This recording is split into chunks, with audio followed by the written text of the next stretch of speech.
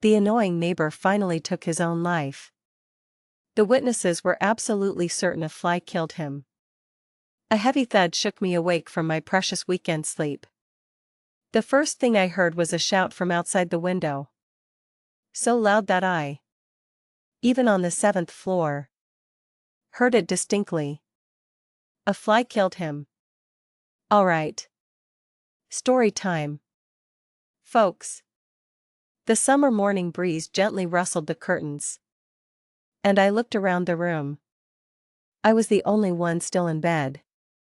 My wife had probably gone to the gym for her personal training session. And my son was likely downstairs taking a walk. I yawned and slowly climbed out of bed. On the living room coffee table, a thermos stood upright. It was my wife's cool boiled water, with goji berries silently resting at the bottom. Like the melancholy of middle age. That shout drew my attention. I picked up the thermos and shuffled over to the window. I was about to take a sip. But the scene downstairs made it impossible. A crowd of morning exercisers had gathered in a circle. Like a colony of worker ants. Their gazes were fixed on a body lying on the ground below. This body seemed to be the culprit who had woken me. And the face was familiar, it was my next-door neighbor. A homebody who played video games endlessly. Another owner on this floor, and I had both complained about him playing games late at night. But he always ignored us. Even when we went to the property management. They always made excuses. And nothing ever came of it. But now he lay on the ground. And the problem seemed to be permanently resolved. The homebody, as usual, wore his perpetual unwashed pajamas. From his posture, it seemed he had landed headfirst. His neck was twisted at a bizarre angle, suggesting instant death. Blood continuously gushed from the openings of his facial features. And one leg twitched incessantly, as if still struggling in the hands of death. Among the crowd, a man was shouting loudly, seemingly in great shock. He kept yelling. A fly killed him. I saw it. A particularly large fly pushed him. I knew that man. His name was Scott Hayes. He was my elementary school classmate. The homebody looked like he had jumped to his death. I sighed, looking at the goji berries in my cup. But I couldn't bring myself to drink. The approaching wail of the ambulance siren further dispelled any thoughts I had of going back to sleep. Mr. Adams, you have a motive. The police officer in front of me interrogated me while typing notes on his laptop. He had a square face and wore square-rimmed glasses. This young officer was very serious. Such young people were rare nowadays. What motive? Just because he was disturbing the peace? I frowned. My expression clearly displeased. The young officer looked up. His youthful appearance not yet fully faded from his face. He thought for a moment. There is indeed such a possibility. Ridiculous. Though I was upset. I couldn't vent my anger on him. I could only say, isn't there another owner on this floor? Besides, there are other owners in this building. Why are you only questioning me? His gaze was piercing as he stared at the keyboard in his hands. Not even lifting his head. What do you think? How would I know? I thought this officer was being unreasonable.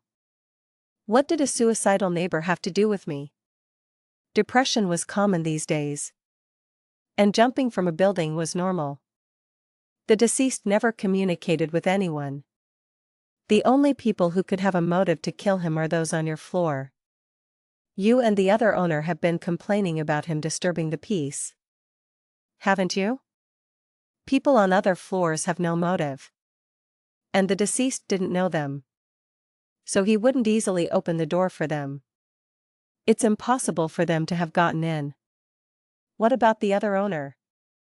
I felt it was a bit unfair.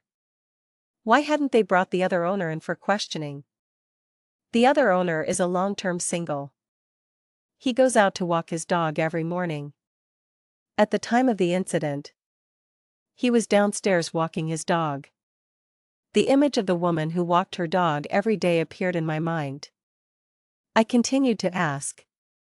Everything you said is correct. So why are you so fixated on me? Just because I killed him? Couldn't he have just thought things through himself? For example, what if his game equipment broke? And he couldn't accept it? The police officer adjusted his glasses, looked up, and stared at me. He had an appointment to play games with his friends at noon. He continued to watch me as if observing my expression.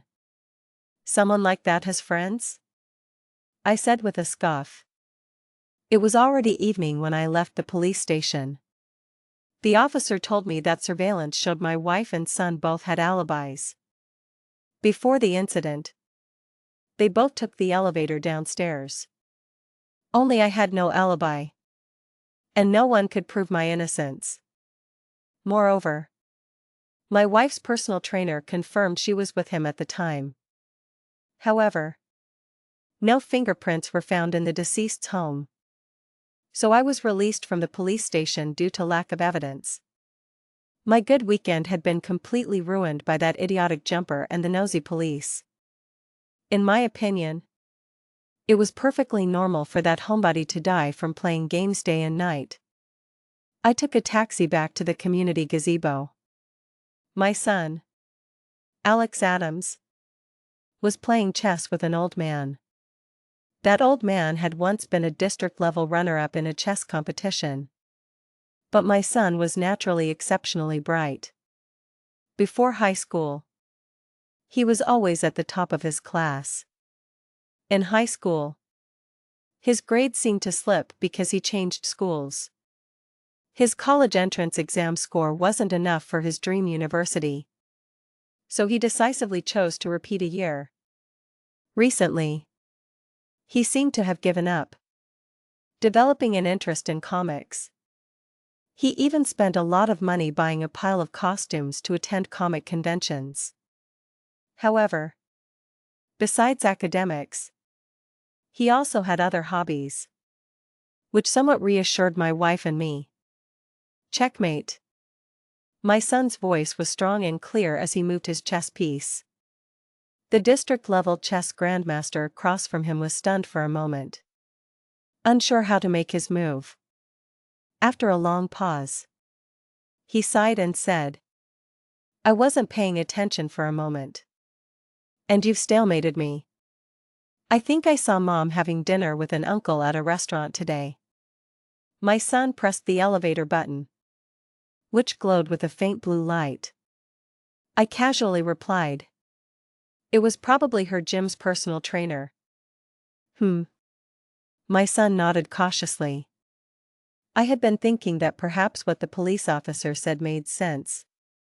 But seeing my son like this, I suddenly realized. If it was just dinner, why would my son tell me about it? My son had always been very smart and aloof. He rarely even communicated with me. Was he implying that my wife and that man were very intimate during dinner? Had my wife cheated on me? This thought flashed through my mind. I wanted to ask my son something, but the elevator had already arrived. The sound of stir-frying came from the kitchen. My wife was clearly busy cooking. I walked into the kitchen and took a look. Beads of sweat trickled down my wife's beautiful forehead. I washed my hands in the kitchen and was about to help my wife wash vegetables when I heard my son call out. Dad, where's the remote? I went into the living room, intending to help my son find the remote. But my eyes were drawn to a cabinet by the sofa. It was a cabinet where a stack of documents was kept. And it was clearly ajar. Forget it. I won't look. My son, Seeing that I wasn't paying attention, went back to his room. He was probably going to play on his phone. I took out the documents. The words "accidental death and dismemberment insurance" immediately caught my eye. The insured person was me, John Adams, and the beneficiary was my wife. I remembered my wife repeatedly urging me to buy this insurance last year when I was on a business trip. The policy term was 2 years. My son had been playing chess downstairs, and I hadn't taken this out of the cabinet. So my wife must have taken it out. Why would she take this out? What are you looking at over there? Aren't you going to come help me? My wife said somewhat playfully, flipping the spatula in her hand. I walked over and picked up a dish, trying to ask her, "Why did you take out the insurance policy?" My wife glanced at me. "I didn't take it out." "Didn't you take it out? You've been looking at it forever and still haven't helped." I didn't ask anything else. But in my heart, I connected this to what my son had said. If my wife had cheated, would she conspire with her lover to harm me and claim the insurance money? This terrifying thought, once born, lingered in my mind. Now I understood. Why did my wife have dinner alone with that personal trainer? Did they have something private to talk about? And it seemed very intimate. Why did she take out the insurance policy? Was she checking if it had expired? If it expired, would she not be able to get the insurance money? Dinner was ready, and I called my son. While eating, my son was looking out the window. I followed his gaze. Some police officers were actually inspecting the trash cans downstairs. "Someone jumped today. Why did you go to the police station?" My wife served my son rice. I was still thinking about the insurance. My wife's question made me casually reply, "These police officers are crazy. Aren't they? They insist that the neighbor who jumped next door was murdered and suspect me. These police officers have nothing better to do." My wife looked at me faintly. Perhaps to others it was nothing. But I knew my wife's eyes clearly said, "How could a coward like you kill someone?" My wife's name is Lisa. We met in college. I still remember the first time we shared a bed. Her first words after we finished were, "Why so fast?" This was the sentence among all she had ever said that left the deepest impression on me. I knew she wasn't a woman I could easily tame. But she was naturally beautiful, with captivating eyes that drew my soul. I couldn't help but feel my mind wander. Lisa, on the other hand, liked my stable personality and felt that I was her ultimate destination. Leading her down the aisle. "Scott Hayes isn't crazy. He told me this over the phone and asked me to meet him for a drink that night." I really wanted to ask him, if he wasn't crazy, how could he say things like a fly killed someone? And considering his past, I thought it would be more logical if he were crazy. If a rebellious girl was a wild mare among women, then Scott Hayes' wife, in her youth, was a wild mare among wild mares. Back then, despite the objections of all our classmates, Scott Hayes married this wild mare. As a result, this wild mare broke free of her reins 10 years later. Scott Hayes' daughter first fell ill. When she needed a blood transfusion for surgery, it was discovered that their blood types didn't match at all. Later, a DNA test revealed that this was not his daughter at all. Enraged, he planned to divorce his wife. But that wild mare just disappeared without a word. Scott Hayes was so disheartened that he decided to raise this daughter who wasn't his. A few days later, a gang leader arrived and took the daughter away without explanation. Since then, he had been utterly dejected. That night, at a barbecue joint outside the community, I said, "Honestly, buddy, shouldn't you go to the hospital?" I refilled my glass. Scott Hayes sat across from me, looking helpless. He rasped, "No. I really saw it. A fly pushed that guy off the balcony. It's absolutely true. You haven't even had much to drink. And you're already drunk." I said. I wouldn't believe his nonsense. Scott Hayes rolled his eyes at me and said, "You don't know this. But every morning when I exercise, I see him sitting on the balcony smoking. Every time he's smoking there, I think, if someone were to push him from behind, he'd fall. And today, he really was pushed. But it was a big fly." "You're just bragging," I said. "I'm not bragging. I didn't see it wrong. It was a big fly. Hairy legs. Even though I only saw that leg, I knew it was definitely a big fly." I didn't say anything. Draining my glass. I just thought he was talking nonsense. Scott Hayes, however, was very displeased with my attitude.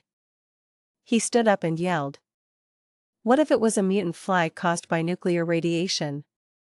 Don't they always show that kind of thing on TV these days?" I looked up at his slightly bloodshot eyes, afraid he might go crazy and smash things. I could only nod in agreement. Scott Hayes saw this and gave a self-deprecating smile, sitting back down.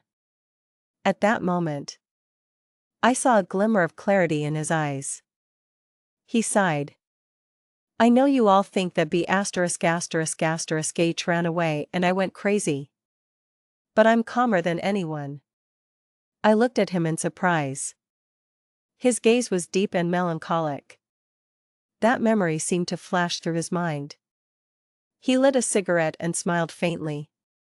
The wrinkles on his face gathered together, looking strangely eerie, like a thin monkey laughing. "Do you know why that B*****H didn't divorce me?" "Why?" I asked subconsciously. "Of course. For the house and the money." When the DNA results came out, she pretended not to know and cleaned the kitchen. And in the kitchen, she smeared a thin layer of ginger on all the utensils. You know, I'm extremely allergic to ginger. We got divorced. My daughter was in the hospital. And that B*****H also ran off. I would definitely cook for myself at home. What would happen then?"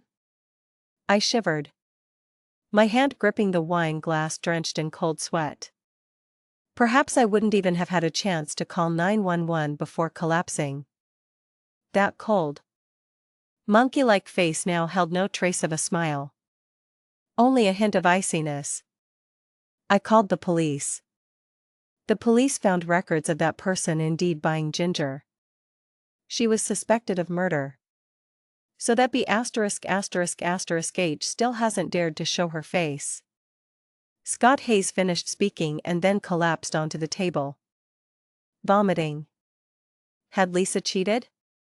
My phone showed her recent photos on social media. In the photos, she posed, making her figure appear even more graceful and alluring. Her personal trainer stood behind her, smiling brightly, his large muscles and youthful face far beyond my reach.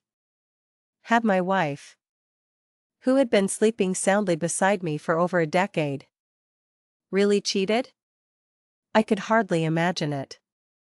I moved closer to Lisa. A faint scent of perfume emanated from her hair. I suddenly remembered that we hadn't been intimate in a long time. I started to miss the soft touch of her body, her wild demeanor, the way her eyes would get hazy, and the shapely body in her social media photos. My hand slowly began to lose control, slipping into the gap of her pajamas in the darkness. I noticed that even though she, like me, was entering middle age, her skin wasn't very loose. Even at this age, she still maintained herself very well. She was still so beautiful and captivating. Stop it. I'm sleepy. Lisa pushed my hand away and turned her back to me. Why was she so cold to me? Had she gotten enough from someone else? Or did that trainer satisfy her very well? In the darkness, only the air conditioner emitted a faint glow. The cup on the nightstand reflected this faint light, like a dark mirror. Goji berries floated in the cup, just like my fragility. Thinking of this, I couldn't help but become more forceful. But as soon as my hand touched Lisa's shoulder, she spoke again, impatiently saying, "I'm not in the mood today. That homebody is dead. No one's bothering us anymore. Can't we just get a good night's sleep?" Thinking of the homebudy's gruesome death, I instantly lost interest. But linking it to Scott Hayes' words, I remembered him talking about that fly hand. And the police officer also said there were no fingerprints at the scene. If the homebody was murdered, the killer must have been wearing gloves. What kind of gloves would look like a fly? Stockings.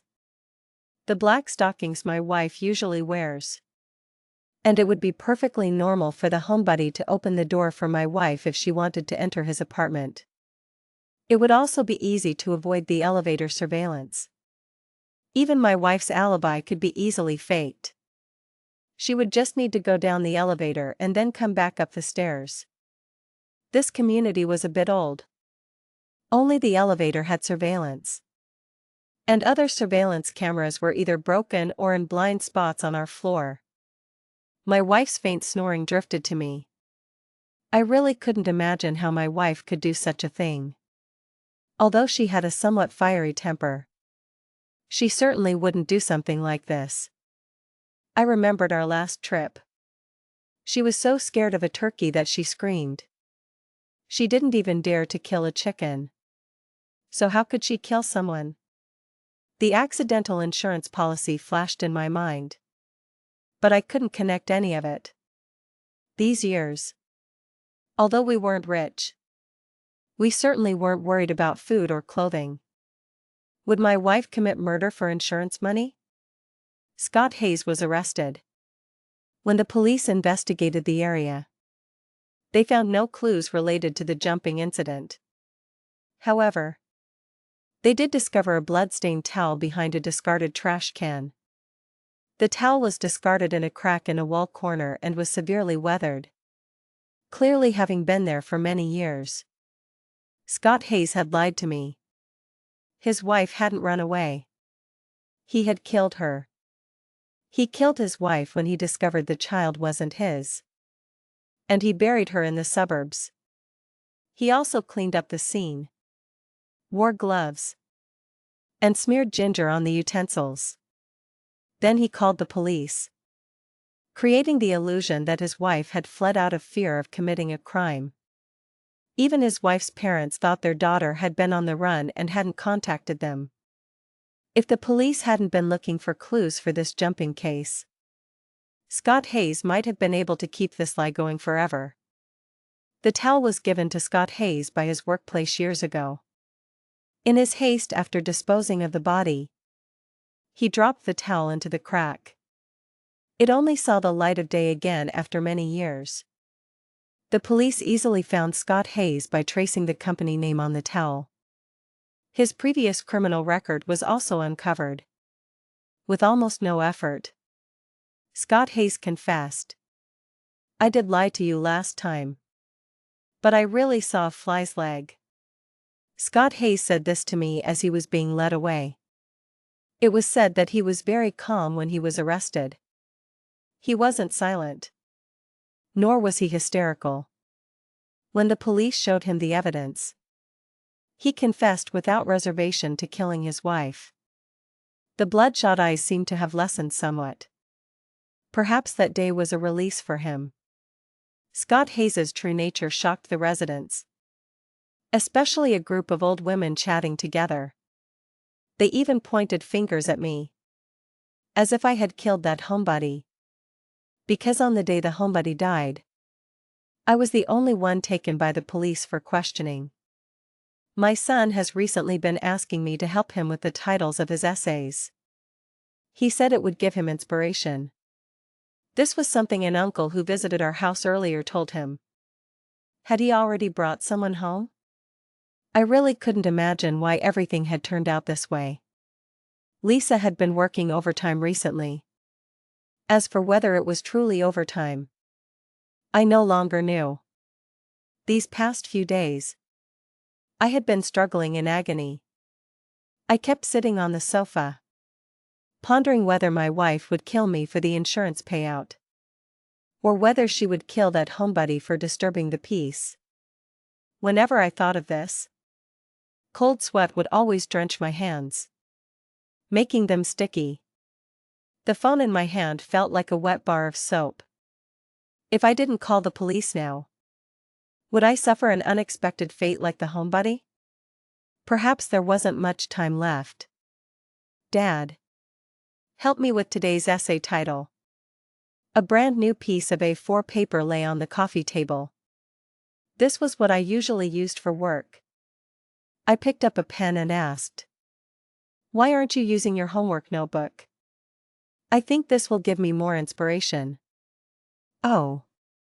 And today's essay title is I'm sorry. I regret it very much."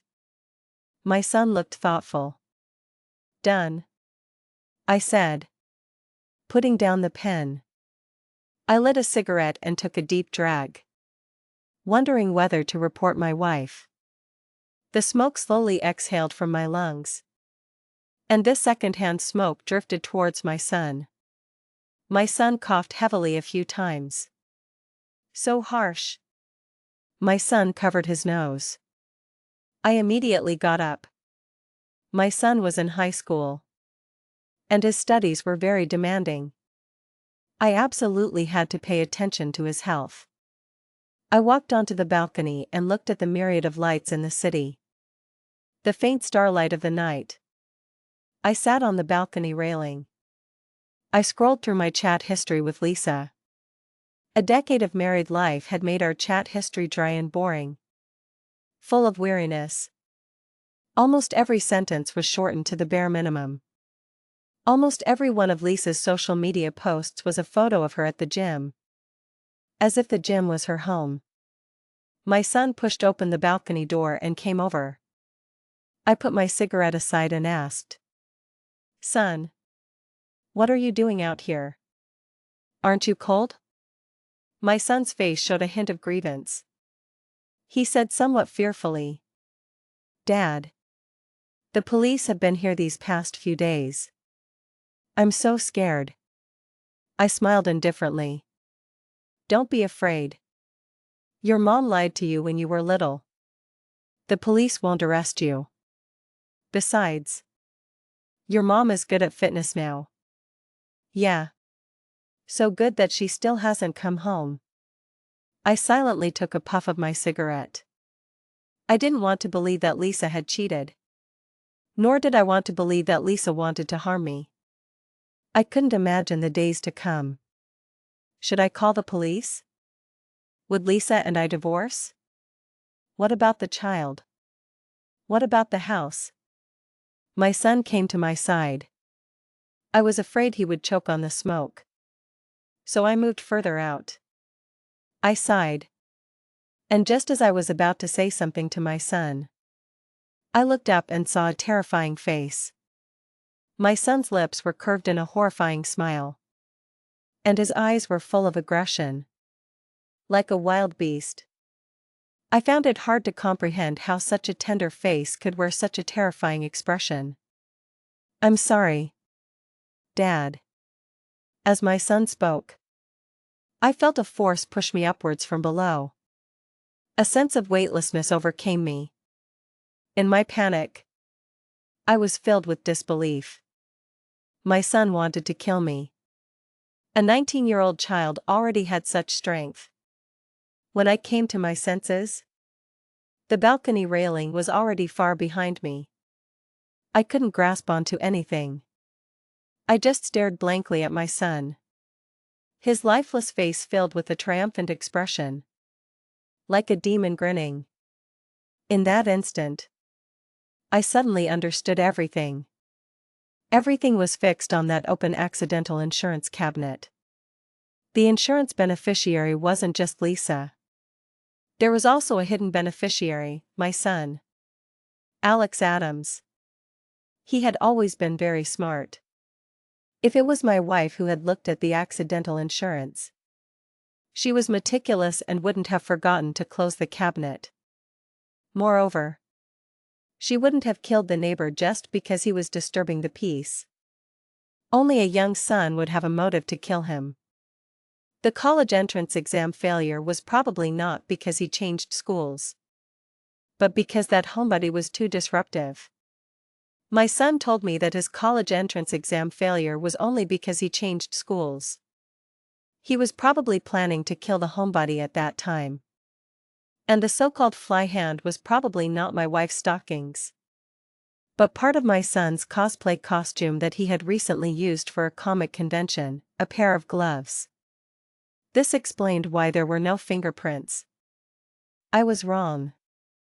I was wrong from the very beginning. From the moment my son led me to believe he saw my wife having dinner with the trainer, my direction was led astray. The cold night air permeated me. Below, sirens wailed. Amidst the dual fear of death and falling, I vaguely heard my son say, "Checkmate. John Adams committed suicide." He left the words, "I'm sorry. I regret it very much," on his office paper before he died. Which explained everything. The police never came here again. Both the police and the public reached a common conclusion: John Adams, in a moment of impulse, killed his next-door neighbor. But due to repeated pressure from the police and public suspicion, coupled with witnessing his friend being arrested, John Adams felt remorse. He realized his mistake and atoned for it by committing suicide. According to his son, Alex Adams, he confessed his sin to his son before he died and warned his son not to follow in his footsteps, but to be a useful person to society. The police didn't even collect evidence from John Adams's house, simply taking a few photos downstairs and hastily closing the case. Because no one would suspect a child who cried hysterically at his father's death. And no one would suspect a child of planning all of this. My father's death was the result of a miscalculation. I never intended to kill my father from the start. I just wanted to kill that scumbag who made me repeat a year. The humiliation of being a top student and having to repeat a year. First, every morning, I pretended to befriend that scumbag. But I told my parents that I was exercising recently. I bought a pile of comics, games, action figures, and cosplay costumes that he liked. Then I found a blind spot in the surveillance. On a suitable morning, I went down the elevator and then ran up the 7 flights of stairs where there was no surveillance. And my movements had to be absolutely fast. It was exhausting. The balcony railings in our building are all very low. I had already planned in my mind how to kill him. I told the scumbag that I had asthma, so he naturally wouldn't smoke indoors. That's why he had been smoking on the balcony these past few days. I just gently pushed him when he let his guard down, wearing the cosplay gloves he liked. Although Uncle Scott saw it, it didn't matter. I only exposed one hand.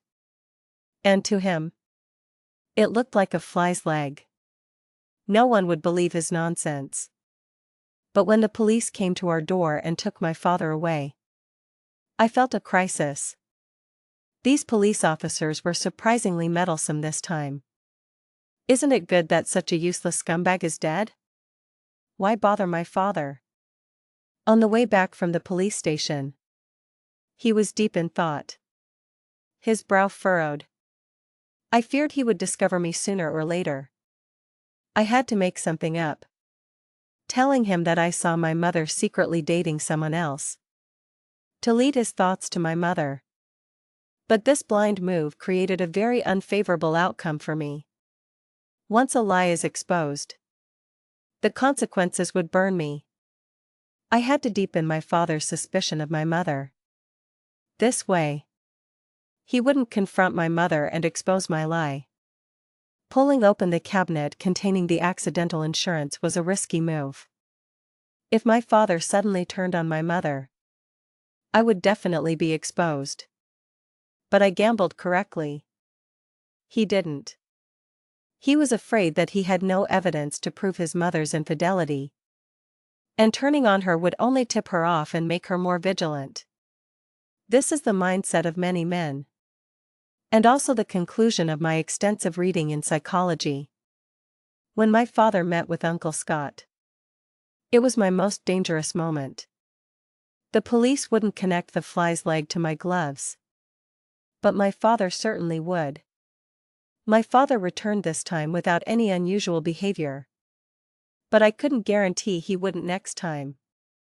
I had to get rid of Uncle Scott. I placed that towel there. When I saw the police searching the trash cans, I thought of this method. That towel was my prized possession. When I was 9, I saw Uncle Scott moving large bags downstairs. The fishy smell and the heavy weight made it clear what was inside. That thrill of secretly watching someone transport a corpse was something I only experienced again when I pushed the homebody and my father down. It was a twisted, primal bloodlust. The thrill of kinslaying. That towel was left behind in the corner of the hallway by him at that time. I secretly picked it up and wrapped it in a plastic bag, keeping it under my bed. After many years, this towel came in handy again.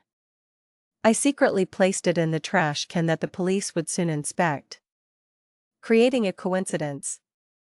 That Uncle Scott could remain calm and talk to my father when he was arrested was something I hadn't foreseen. I thought Uncle Scott would have a mental breakdown and be unable to communicate. His contact with my father this time was fatal to me. I was out of time. Once my father figured it out, I would be doomed. These past few days, I had been worried in class and was caught by the teacher, who wanted to call my parents. I absolutely couldn't let my father know. I told the teacher that my father was on a business trip and only my mother could come. So my mother came to talk to the teacher every evening these past few days. And I begged my mother not to tell my father, promising that my grades wouldn't slip. All of this created the illusion of my mother working overtime.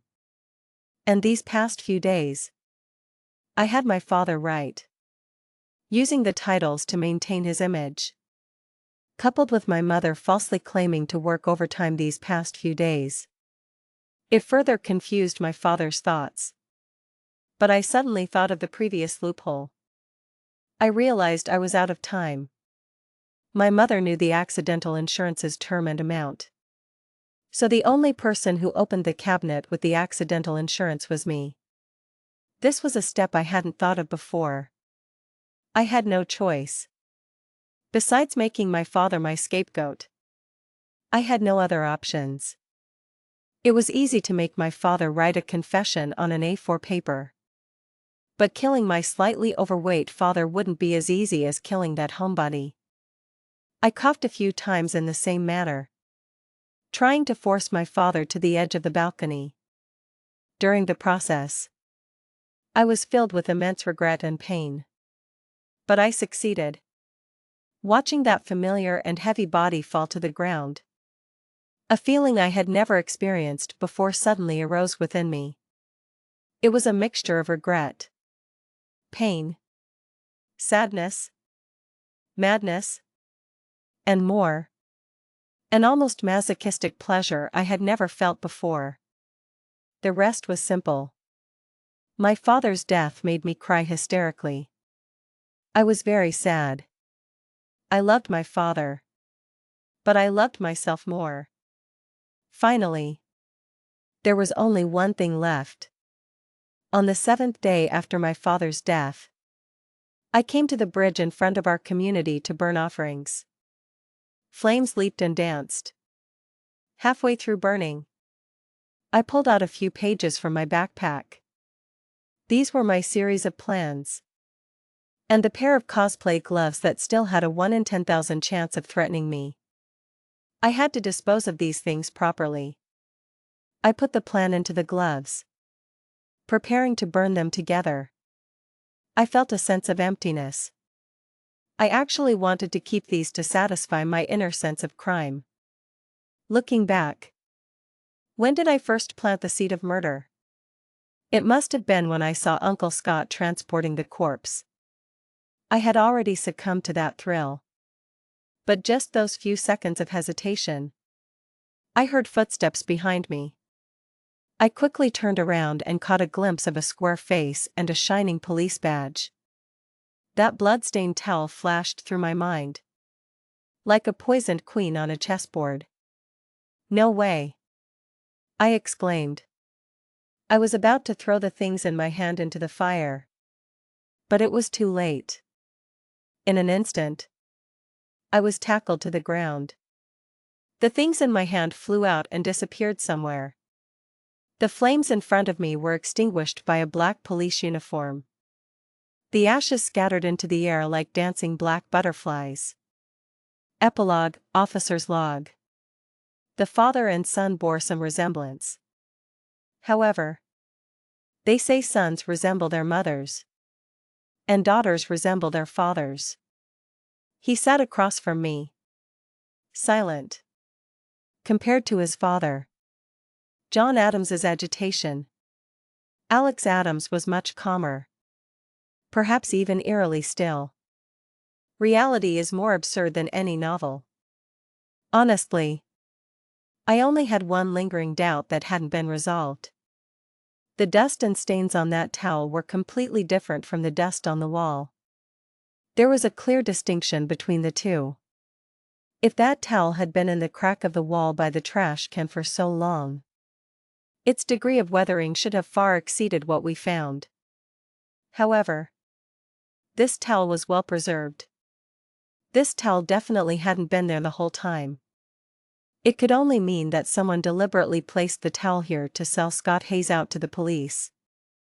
After Scott Hayes was arrested, I questioned him for a long time. A suspect like him, with clear criminal motives and a clear mind, would absolutely not go crazy. I realized that his statement about a fly killing someone might really have another meaning. I replayed the surveillance footage and re-examined everything. But I still found nothing. I still couldn't find anything that would connect at all. John Adams committed suicide. Why did John Adams commit suicide? I still couldn't understand. I could only assume that the real killer was John Adams's wife, Lisa, and that he committed suicide to protect her. But I had no evidence. A towel with an incorrect degree of weathering and a testimony about a so-called fly killing someone couldn't prove anything. These things only made me pace back and forth around the community. If it weren't for the chance encounter, if Alex Adams hadn't hesitated for a few seconds, allowing me to connect the gloves with the fly's leg, perhaps the truth would have been forever buried in that burning pile of fire. I suppose no one would believe that a 19-year-old child could commit such a shocking act, murder and framing his father. This crime, more heinous than that of the worst serial killer, made me shudder. It made me question what was truly before me. Do you have anything to say? I was actually afraid Alex Adams would be nervous. Although I thought he was twisted. He was still a child. He hung his head. Like a loser. After a long time, he said in a deep voice. It was that towel. Wasn't it? I nodded. He fell silent again. I couldn't help but ask. Why did you write the plan? Writing it makes it easier to expose yourself. Not having a plan is the act of an idiot. Having an unclear, vague plan is something an even bigger idiot would do. His voice actually contained a hint of a sob. Like a demon's tears. I didn't know if he was genuinely crying this time. Or if he knew that confessing could reduce his sentence. I want to ask you. Why did you keep investigating? It was already a closed case. Alex Adams suddenly looked up. His eyes wide with rage. The tears filling his eyes couldn't hide his anger at all. Why? I thought of John Adams's and the homebodies' bodies. I sighed deeply. Stammering for a long time. But couldn't say anything.